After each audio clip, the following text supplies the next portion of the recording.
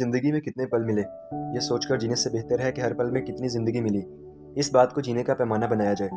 لیکن سلطان بابا سے جدا ہونے کے بعد جانے کیوں مجھے کچھ ایسا محسوس ہونے لگا تھا کہ میرے حصے کے پل اپنی زندگی گنوا بیٹھے ہیں۔ ٹرین کو اسٹیشن چھوڑے اب گھنٹہ بھر سے زائد ہو چکا تھا، لیکن میرا ذہن ابھی تک وہیں اسٹیشن پر سلطان بابا سے ہوئے الوداع میں اٹکا ہوا تھا۔ جانے میری منزل کہاں تھی؟ سلطان بابا نے تو صرف جبل پور اسٹیشن کا ٹکٹ میرے حوالے کر کے مجھے اس ٹرین پر چڑھا دیا تھا، لیکن جبل پور نامی قصبے میں مجھے کہاں جانا تھا، کس سے ملنا تھا، یہ سارے سوال میرے سامنے منہ کھولے کھڑے تھے۔ لیکن اب تک تو مجھے ان حالات کا عادی ہو جانا چاہیے تھا۔ میں کیوں بار بار ان بے معنی سوالوں میں خود کو الجھا لیتا تھا؟ میرے گھر سے نکلنے اور درگاہ سے یہاں اس ٹرین کا اکانومی کلاس کے ڈبے تک کے سفر میں جانے ایسے کتنے الجھے سوال میری زندگی میں آ کر اپنا حل پا چکے تھے۔ ایک سوال اور صحیح، میں نے تھک کر اپنی آنکھیں موندنے کی کوشش کی اور اپنا سر ادڑی ہوئی سخت نشست کی ٹیک پر ٹکانے کی کوشش کی، لیکن ٹرین کے جھٹکے بھلا میرا توازن کہاں برقرار رہنے دیتے۔ تنگ آ کر میں نے آنکھیں کھول دیں اور سیدھا ہو کر بیٹھ گیا۔ سامنے ایک ماں اپنے بچے کو یہ سمجھانے کی کوشش کر رہی تھی کہ ٹرین کی گڑگڑاہٹ سے ڈرنے کی ضرورت نہیں، یہ تو سارے ڈبے مل کر اللہ اللہ کا ورد کر رہے ہیں۔ ماں نے بچے کے دل سے ڈر نکالنے کے لیے خود ہی ٹرین کے دوڑنے کی آواز اور ڈبوں کے آپس میں ٹکرانے اور ٹھکا ٹھک جیسی آواز کو ایک سر میں ڈھال کر اسے اللہ کی شکل دے دی اور اپنے بچے کو تھپکنے لگی۔ کچھ ہی دیر بعد اس کا بچہ بھی اس گڑگڑاہٹ کی آواز کے ساتھ اللہ کا ورد کرنے لگا۔ دوسری جانب کچھ تبلیغی حضرات بیٹھے اس بات پر بحث کر رہے تھے کہ عصر کی نماز ٹرین ہی میں ادا کر لی جائے یا کسی چھوٹے اسٹیشن پر 2-4 منٹ کا وقفہ لے کر باقاعدہ جماعت کروا لی جائے۔ ان سے ذرا پرے ایک ادھیڑ عمر کے مولانا اپنی بیوی کو بار بار اپنے برقعے کا نقاب ٹھیک طرح سے گرانے کی تلقین کیے جا رہے تھے۔ ان کی بیگم کا شاید اتنے بھاری نقاب کے اندر دم گھٹ رہا تھا اور اسی لیے وہ ہر 5-7 منٹ کے وقفے کے بعد اپنا نقاب ذرا الٹ دیتی تھیں اور جلدی جلدی 4 لمبے سانس لے کر اپنا دم بحال کرنے کی کوشش کرتی۔ لیکن تبھی مولانا صاحب کی خوشمگی نگاہیں اور ان کا دھیرے مگر کڑے تیوروں کے ساتھ زلیخا بولنا ہی ان کی بیگم کے لیے کافی ہوتا اور وہ بیچاری جلدی سے اپنا نقاب دوبارہ گرا لیتی۔ دراصل قصور مولانا صاحب کا بھی نہیں تھا۔ سامنے ہی بوگی میں 2 نشستیں چھوڑ کر کالج کے 3 لاابالی سے لڑکوں کا ایک گروپ بیٹھا ہوا تھا، جو ذرا سی دیر میں ریڈیو پر بجتے کسی گیت کی تال میں تال ملا کر اپنا راگ الاپنا شروع کر دیتے تھے، اور ایسے میں ان تینوں کی نظریں زیادہ تر اگلے حصے میں بیٹھی ان 2 نازک سی لڑکیوں پر ہوتی تھیں جو اپنے چھوٹے بھائی اور ماں کے ساتھ شاید کسی تقریب میں شرکت کے لیے اپنے گھر سے نکلی تھیں۔ لڑکیاں شوق تھیں اور ذرا سی بات پر کھل کر ہنس رہی تھیں اور اپنی ماں سے کسی بات میں بحث کر رہی تھیں، جبکہ لڑکیوں کے ماں باپ شادی پر دی جانے والی سلامی اور خرچے کے رونے رو رہے تھے۔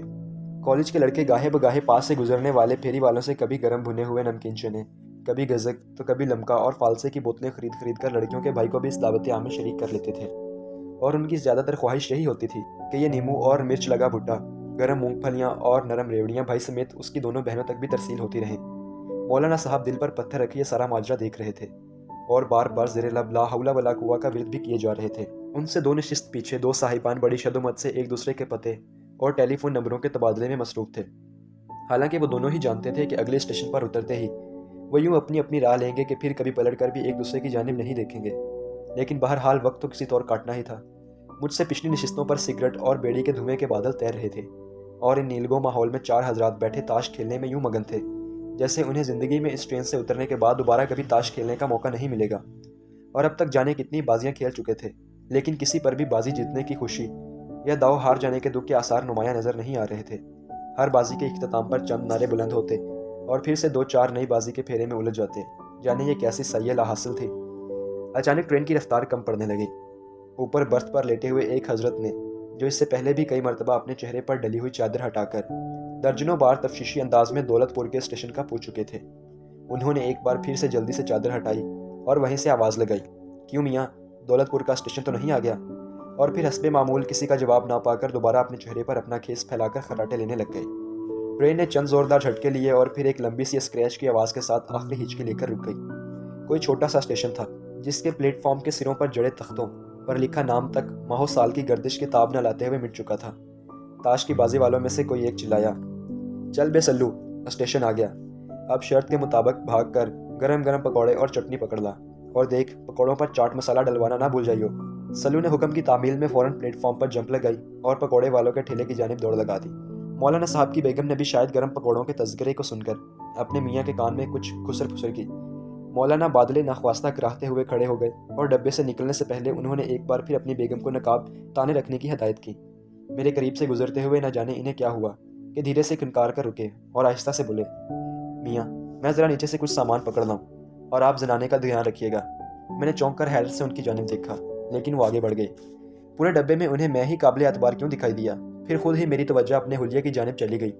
اوہ، تو ایک بار پھر میرا یہ ظاہری حلیہ ہی میرا تعارف ثابت ہوا تھا۔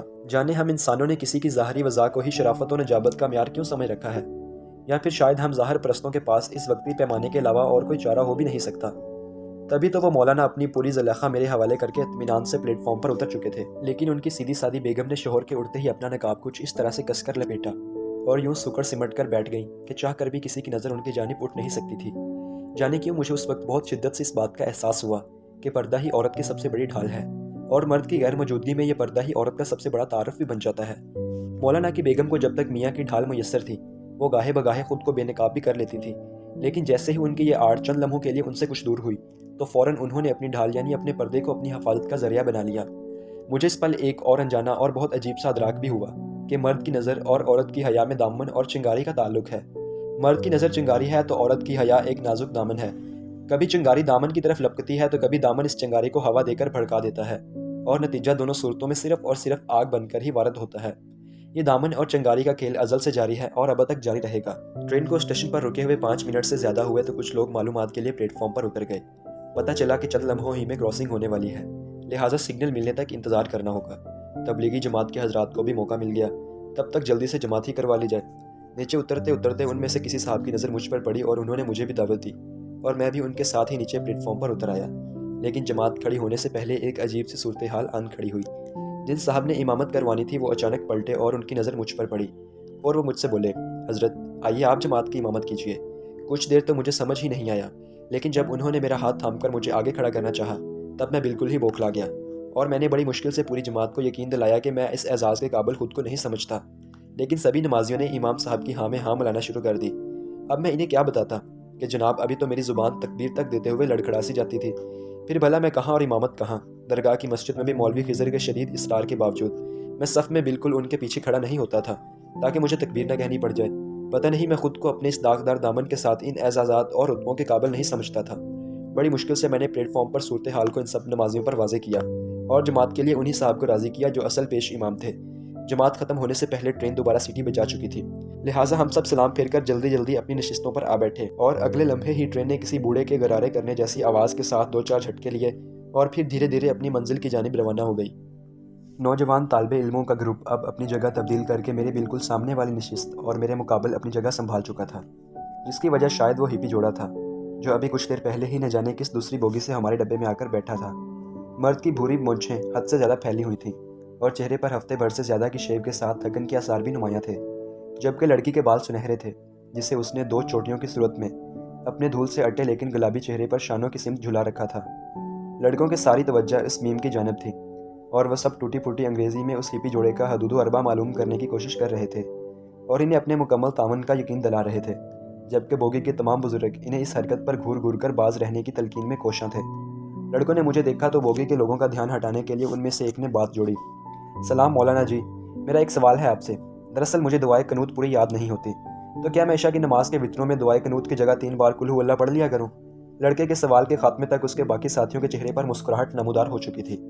میں جانتا تھا کہ وہ صرف وقت گزاری اور لوگوں کی نظروں کی برشیوں کو ٹالنے کے لیے یہ موضوع چھیڑ رہے تھے تاکہ انہیں اس گوری میم کے قریب بیٹھنے کا مزید کچھ وقت اور موقع مل سکے۔ میرے ہونٹوں پر بھی اس کا سوال سن کر مسکان آ گئی۔ میں کیا کہہ سکتا ہوں، میں تو خود ابھی 3 بار قل ہو اللہ ہی سے کام چلا رہا ہوں۔ میری بات سن کر آس پاس بیٹھے سبھی لوگوں کے چہروں پر مسکراہٹ ابھر آئی۔ سارے لڑکے بھی کھل کر ہنس پڑے۔ ان میں سے ایک نے میرے کاندھے پر ہاتھ رکھا، ارے یار تم تو بالکل ہم جیسے ہو، پھر اتنی دیر سے یوں سنجیدہ سی صورت بنا کر کیوں بیٹھے ہوئے ہو؟ چند لمحوں میں وہ تینوں مجھ سے یوں گھل مل چکے تھے جیسے میں بھی ان کا کلاس فیلو یا کالج فیلو ہوں، حتیٰ کہ کچھ ہی دیر میں ان میں سے ایک نے مجھ سے یہ سوال بھی کر ڈالا، حافظ جی آپ نے کبھی کسی سے محبت کی ہے؟ اب میں انہیں کیا بتاتا کہ میں جو آج ان کے ساتھ اس ٹرین میں بیٹھا ہوا یہ سفر کر رہا تھا، یہ راستے منزلیں، میرا سبھی کچھ اس ایک محبت کی دین ہی تو تھا۔ پتہ نہیں ہم محبت جیسے جذبے کو بھی حلیے کی بنیاد پر کیوں پرکھتے تھے؟ کیا شرعی لباس پہننے سے یا چہرے پر چند ہفتوں کی داڑھی بڑھ آنے سے انسان ان لازوال روحانی جذبوں کا حق رکھنے سے بھی محروم ہو جاتا ہے؟ میں نے اسے جواب دیا کہ فی الحال تو میں محبت کی کھوج میں ہوں، ہاں البتہ اگر کبھی اس کھوج میں کامیاب ہوا تو اسے ضرور مطلع کروں گا۔ سبھی لڑکے چلائے، مولانا آپ ہمیں اپنی شادی میں ضرور مدعو کیجیے گا۔ سبھی بوگی والے ہنس پڑے۔ اچانک ہی مجھے بہت ٹوٹ کر زہرا کی یاد آئی، کیا ہم کبھی مل پائیں گے؟ کیا یہ دنیاوی ملن جیسے لوگ یہاں شادی کے بندھن کا نام دیتے ہیں، کیا یہی بندھن ہی صرف ایسی زمینی محبتوں کا معراج ہوتا ہے؟ کیا صرف ایک رسم کے ادا ہو جانے سے اور ایک بندھن میں بندھ جانے سے ہماری محبت کی تکمیل ہو جاتی ہے؟ پر مجھے تو جانے کیوں یہ جسمانی ملاپ ہمیشہ ہی سے اس گلابی اور انچھوے احساس کی فنا جیسا لگتا تھا، جسے ہم صرف دل سے دل اور روح سے روح کا ملاپ یا محبت کہتے ہیں۔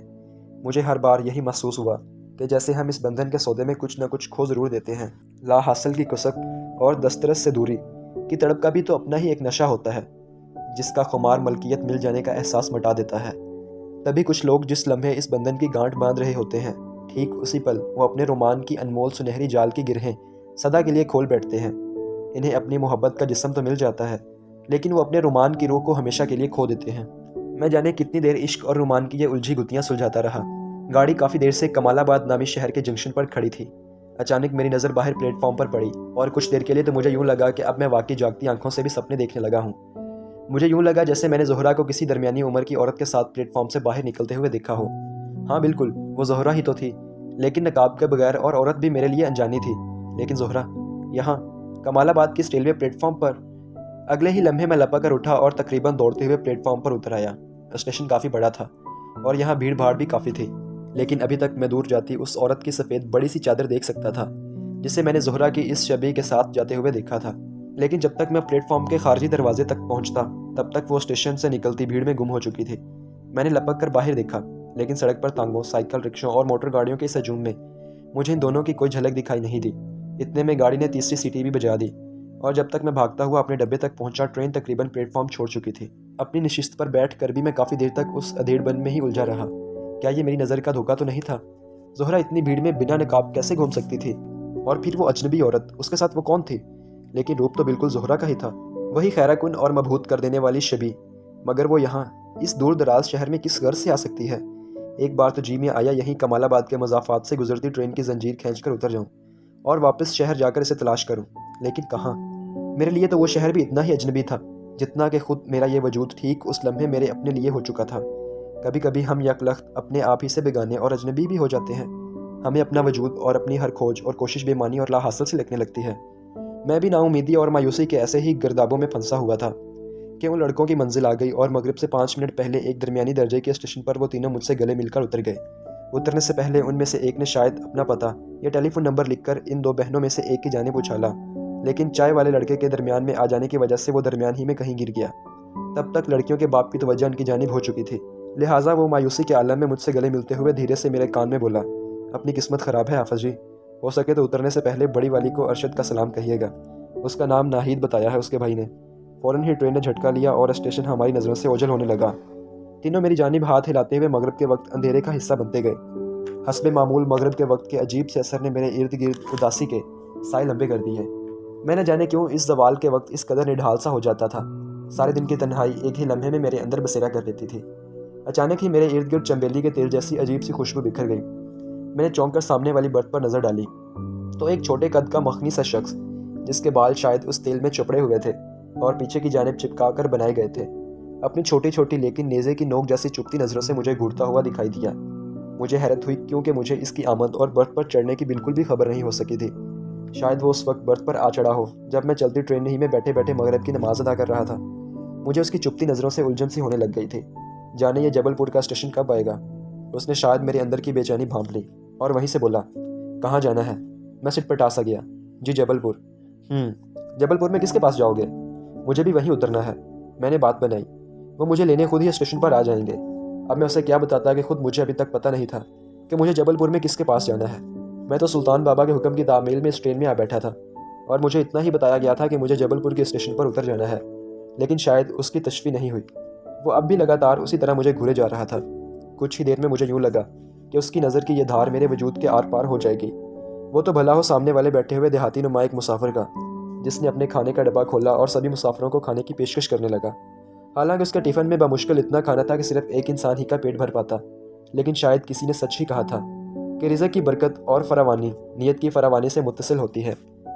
اس شخص کے کھانے کا ڈبہ بھلا ہی خالی تھا، لیکن اس کی نیت بھری ہوئی تھی اور باقاعدہ چھلک رہی تھی، اور اس چھلکاہٹ کا نور اور اطمینان اس کے چہرے سے بھی صاف عیاں تھا۔ اس نے لجاجت سے مجھ سے بھی کہا، بیٹا ایک لقمہ تو لے لو، میری خوشی کی خاطر۔ میں نے مسکرا کر ایک نوالا توڑا اور سالن میں بھگو کر منہ میں رکھ لیا۔ سچ ہے کہ خلوص اور محبت کا اپنا ہی ایک ذائقہ ہوتا ہے، جسے اگر زبان کے ذائقے کے غدود نہ بھی محسوس کر سکے، پر روح اس ذائقے سے بخوبی آشنا ہوتی ہے۔ उस सारे हंगामे में कुछ पल के लिए ही सही, पर कम अज़ कम मुझे इस अजीब उल-खलकत शख्स की घूरनी निगाहों के एहसास से निजात मिल गई। कुछ देर बाद जब मैंने ऊपर बर्थ की जानिब निगाह डाली तो वो सर तक चादर ताने लेट चुका था। अगले हिस्से में बैठी हुई बड़ी बहन, जिसका नाम राशिद ने नाहिद बताया था, उसने अपने रेडियो की सुई घुमाई और चंद सरसराहटों के बाद किसी नगमे के बोल फ़ज़ा में गूंजे, मालिक ने बनाया इंसान को, इंसान मुहब्बत कर बैठा। वो ऊपर बैठा क्या जाने इंसानों पे क्या गुजरी है दीवानों से ये मत पूछो, दीवानों पे क्या गुजरी है।